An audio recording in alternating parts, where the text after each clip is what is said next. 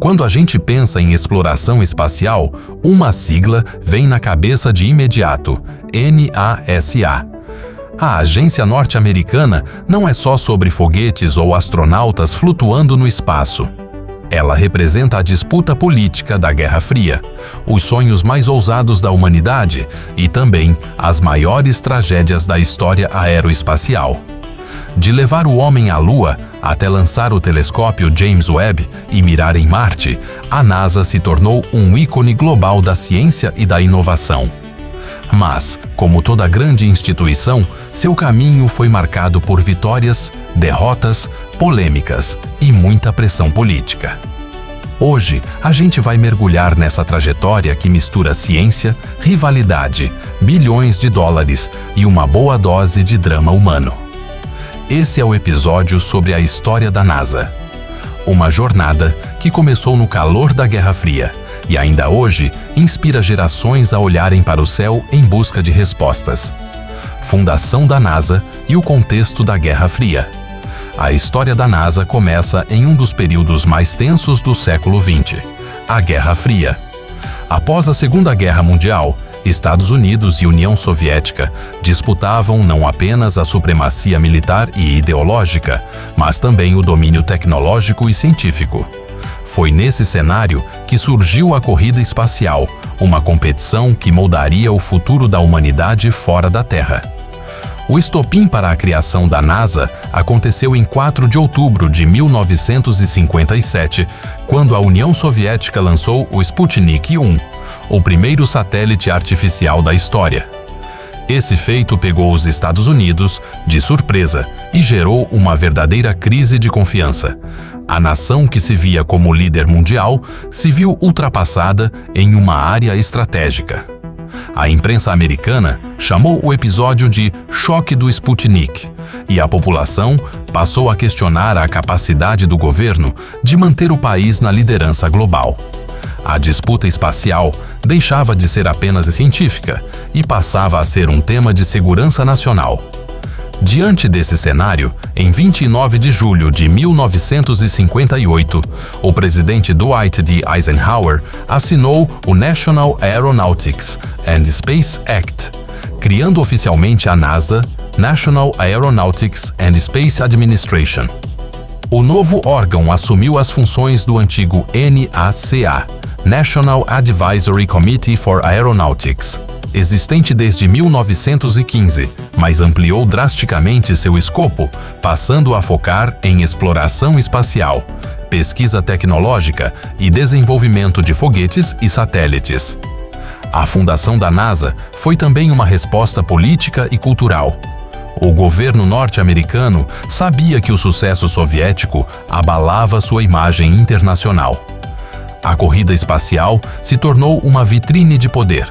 Quem dominasse o espaço seria visto como líder tecnológico, econômico e militar do mundo. Assim, a NASA nasceu com uma missão clara: colocar os Estados Unidos na dianteira dessa disputa. Nos primeiros anos, a agência investiu em programas pioneiros, como o Project Mercury, que tinha como objetivo enviar o primeiro astronauta americano ao espaço. Paralelamente, surgiram os primeiros centros de pesquisa e lançamento, como o Johnson Space Center, no Texas, e o Kennedy Space Center, na Flórida, que se tornariam símbolos da exploração espacial. Além do contexto político, a fundação da NASA também representou uma nova forma de colaboração entre ciência e Estado. Pela primeira vez, físicos, engenheiros, matemáticos e militares se uniram em um projeto de escala nacional, recebendo um orçamento bilionário para transformar ideias em realidade. Essa união marcaria não apenas o futuro da agência, mas também o avanço tecnológico de toda a humanidade. Portanto, a criação da NASA não foi apenas uma resposta ao Sputnik. Foi o nascimento de uma instituição que simbolizava ambição, inovação e orgulho nacional. Um marco que transformaria a forma como os seres humanos enxergavam o universo e o próprio papel da Terra nele. A corrida espacial e a chegada do homem à Lua. Se a fundação da NASA foi marcada pelo impacto do Sputnik, a década de 1960 seria marcada por uma das maiores disputas da história da humanidade: a corrida espacial. Estados Unidos e União Soviética estavam em uma verdadeira batalha tecnológica e política para mostrar quem dominava os céus e o espaço. E foi nesse contexto que nasceu o objetivo mais ousado já traçado até então: levar um ser humano à Lua. O primeiro grande revés para os Estados Unidos aconteceu em 12 de abril de 1961, quando o cosmonauta soviético Yuri Gagarin se tornou o primeiro homem a viajar ao espaço a bordo da Vostok 1. Enquanto isso, os americanos ainda estavam em fases iniciais do Project Mercury. A vitória soviética acendeu um alerta vermelho em Washington. Foi então que o presidente John F. Kennedy, em um discurso histórico em 25 de maio de 1961, anunciou ao Congresso que os Yaharimai se comprometeriam a colocar um homem na Lua e trazê-lo de volta em segurança antes do fim da década. Esse discurso não apenas mudou a história da NASA, mas também traçou uma meta que mobilizou toda uma geração. Para atingir tal objetivo, a NASA desenvolveu uma série de programas que serviram como etapas de preparação. O Project Mercury focou em enviar astronautas para órbitas curtas, garantindo o aprendizado sobre sobrevivência no espaço. Em seguida, veio o Project Gemini, que testou manobras mais complexas, como encontros e acoplamentos entre naves, além de caminhadas espaciais. Esses avanços seriam fundamentais para o programa que mudaria a história: o Apollo. O Apollo Program começou em 1961 e rapidamente se tornou o maior projeto científico e tecnológico já realizado até então. Com um orçamento bilionário e milhares de cientistas envolvidos, a NASA trabalhou em foguetes poderosos, como o Saturno V, que seria capaz de levar seres humanos além da órbita terrestre. A tragédia do Apollo 1, em 1967, onde 3 astronautas morreram em um incêndio durante testes, mostrou o quão arriscada era essa empreitada. Mas em vez de frear, o episódio reforçou a determinação da NASA em aprender com os erros e seguir em frente. Finalmente, em 20 de julho de 1969, o mundo parou para assistir ao momento histórico. O astronauta Neil Armstrong se tornou o primeiro ser humano a pisar na Lua, seguido por Buzz Aldrin, enquanto Michael Collins permanecia em órbita no módulo de comando. A famosa frase, "um pequeno passo para o homem, um salto gigantesco para a humanidade", se transformou em um marco não apenas para os Estados Unidos, mas para toda a humanidade. O sucesso do Apollo 11 consolidou a supremacia americana na corrida espacial. Nos anos seguintes, outras missões Apollo também exploraram a Lua, coletando amostras e realizando experimentos. O impacto cultural foi imenso. A NASA não apenas venceu a União Soviética, mas também inspirou milhões de pessoas ao mostrar que o impossível podia ser alcançado.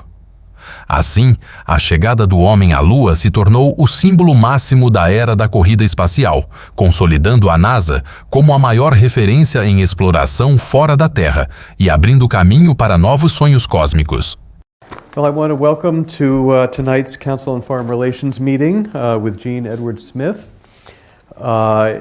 It's a great pleasure to join Gene as he discusses his new biography of President Eisenhower. This is the most recent of his many books, and he's become one of the most revered biographers of military and political figures for many years. He's taught for 35 years at the University of Toronto, 12 years at Marshall University, and he's now a senior scholar at Columbia University. And we're very proud to have him there. This meeting is part of a series co-sponsored with the National History Center, and he would like to thank Roger Lewis, who is here with us today. And I've been asked please to completely turn off, not just put on vibrate, your cell phones, Blackberries, and all wireless devices to avoid interference with the sound system. This is a sentence that comes up almost in every room you're in. I'd like to remind the members that this meeting is on the record. So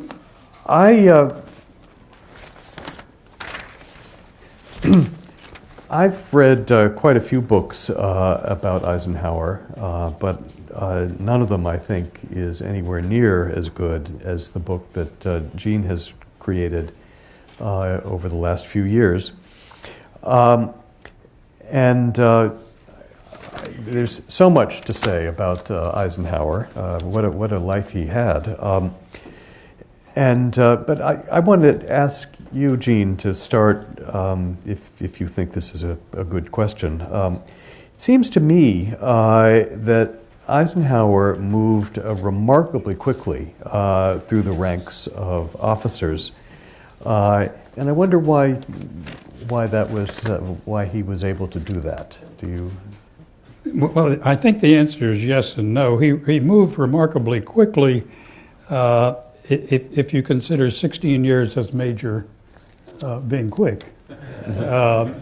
He was a major for 16 years. Our promotions in the Army at that time were strictly by seniority. But once World War II came, you're quite right. He moved up with lightning speed, and I think it's throughout his career, Eisenhower had sponsors, and at this critical time, it was General Marshall, and Marshall did not know Eisenhower before the war, but brought him to Washington on the recommendation of General Kruger just after Pearl Harbor to be head of the War Plans Division. And really, he was Marshall's operations officer for the war at that point, from December of 1941 through June of 42. And Marshall saw what Eisenhower could do and sent him to England in 42 to head the troops that were there at the time. General Marshall and the War Department believed that the Army could invade France in 1942 in November, which of course was terribly optimistic. And presumably Eisenhower was going over simply to be Chief of Staff to Marshall, who would come over and command the invasion. They quickly determined, or they eventually determined, that there was no way in the world that they could cross the Channel in November of 1942. President Roosevelt was insistent that they come to grips with the Germans somewhere in 1942, because don't forget, it wasn't the Germans that bombed Pearl Harbor. It was the Japanese, and the President and Mr. Churchill had agreed that they would attack Germany first and defeat Germany first. But in order to make that palatable here in the United States, they had to come to grips with the Germans. And so North Africa was chosen by default. And Marshall wanted no part of commanding the North African invasion. Eisenhower was on the spot. He demonstrated an ability to get along with the British. And so he was picked to command the invasion of North Africa. And after that, he simply moved ahead. And of course became the Supreme Commander of D-Day, which... Well, yes. Apesar de ser uma das instituições mais respeitadas do planeta, a NASA também acumula polêmicas ao longo de sua história. Afinal, toda organização gigantesca que mexe com bilhões de dólares, vidas humanas e ambições políticas, inevitavelmente enfrenta críticas, erros e momentos de turbulência. E lançamento da 25ª missão do ônibus espacial. Ele já deixou a torre. 73 segundos depois, o desastre. 7 astronautas morrem diante de suas famílias e milhões de telespectadores. O que realmente aconteceu durante o voo fatídico? Uma das primeiras grandes polêmicas aconteceu ainda nos anos 1960, durante a corrida espacial. Muitos críticos acusaram o governo americano de usar a NASA como ferramenta de propaganda contra a União Soviética, gastando bilhões de dólares enquanto milhões de cidadãos viviam em condições precárias. Para os opositores, colocar um homem na Lua era mais uma demonstração de poder militar e político do que de avanço científico. A famosa frase de que a Apollo 11 foi o maior show da Terra sintetizava essa visão. Outro ponto polêmico está relacionado ao orçamento bilionário da agência. Em diferentes períodos, a NASA foi acusada de desperdiçar recursos públicos em projetos pouco práticos ou mal geridos. O ônibus espacial, por exemplo, foi inicialmente projetado como um sistema econômico e reutilizável, mas acabou se tornando caríssimo e arriscado. Depois dos trágicos acidentes do Challenger, 1986, e do Columbia, 2003, que mataram todos os tripulantes, muitas pessoas questionaram se a agência não estava colocando a pressa e a imagem nacional acima da segurança dos astronautas. As tragédias, aliás, são um capítulo delicado da história da NASA. Além dos 2 desastres com os ônibus espaciais, também houve acidentes em treinamentos e falhas em missões que custaram bilhões de dólares. Cada uma dessas situações levantou debates sobre transparência, responsabilidade e até negligência em determinados momentos. Outra polêmica recorrente envolve a cooperação internacional e a política espacial. Em alguns períodos, a NASA foi acusada de monopolizar descobertas e restringir acesso a dados, dificultando a colaboração com outros países. Mais recentemente, a parceria com empresas privadas, como SpaceX e Blue Origin, gerou controvérsia. Para alguns, é o futuro inevitável da exploração espacial. Para outros, significa abrir mão da soberania pública em prol de corporações bilionárias. Há ainda as teorias da conspiração. A mais famosa é a que afirma que o pouso na Lua foi forjado. Apesar das inúmeras provas científicas que confirmam a veracidade da missão, essa narrativa ganhou força e até hoje circula pela internet, trazendo um tipo de polêmica que a NASA prefere ignorar. Nos últimos anos, outra frente de críticas surgiu: a preocupação ambiental. Lançamentos de foguetes liberam toneladas de gases nocivos na atmosfera e a busca pela exploração espacial em Marte ou na Lua levanta discussões sobre se a humanidade não deveria, antes, cuidar melhor do próprio planeta. Em resumo, a NASA sempre esteve no centro de polêmicas que misturam política, dinheiro, segurança e até conspirações. E por mais que sua reputação seja marcada por conquistas, esses momentos lembram que nenhuma instituição, por maior que seja, está livre de erros e críticas.